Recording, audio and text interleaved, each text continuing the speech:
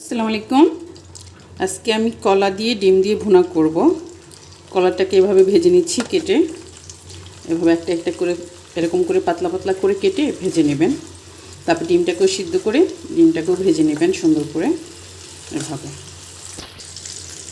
কলাটাকে উল্টিয়ে দেবেন, এরকম এক সাইড উল্টিয়ে দেবেন, আর এক সাইড আবার সুন্দর করে ভেজে নেবেন। হয়ে গেছে ভাজা। এখন নামিয়ে নেব। ডিমটাও ভাজা হয়ে গেছে।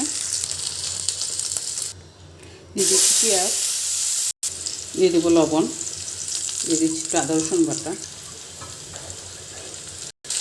দিয়ে দেবো টমেটো, দিয়ে দেবো মরিচ, হলুদ, ধনিয়া পাউডার, জিরা পাউডার। এটা দিয়ে একসাথে ভালো করে এটার সাথে ভেজে নেবেন। ভিডিওটা ভালো লাগলে অবশ্যই একটা শেয়ার করবেন, লাইক কমেন্ট করবেন, ইউটিউব চ্যানেলটাকে সাবস্ক্রাইব করবেন, পেজটাকে ফলো করবেন। আর এরকম সহজ সহজ মজাদার রেসিপি নিয়ে আবার তো আসবই। তো কে কে কলা দিয়ে ডিম দিয়ে ভুনা খেয়েছেন অবশ্যই কমেন্ট করবেন। আর যারা খান নেই তারা অবশ্যই একদিন এভাবে ভুনা করবেন, অনেক মজা হয়।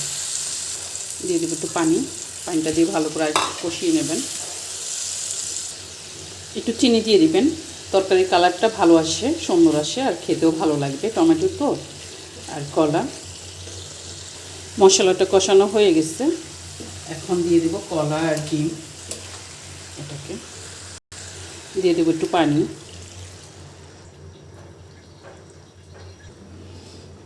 হয়ে গেছে আমার তরকারি। আপনি চাইলে আর একটু শুকাতেও পারেন বা এতটুকু রাখতে পারেন। এটা নামিয়ে ফেললে আর একটু শুকিয়ে যাবে। তো ভিডিওটা শেষ করছি। ভিডিওটা ভালো লাগলে অবশ্যই একটা শেয়ার করবেন, লাইক কমেন্ট করবেন অবশ্যই। আল্লাহ হাফেজ।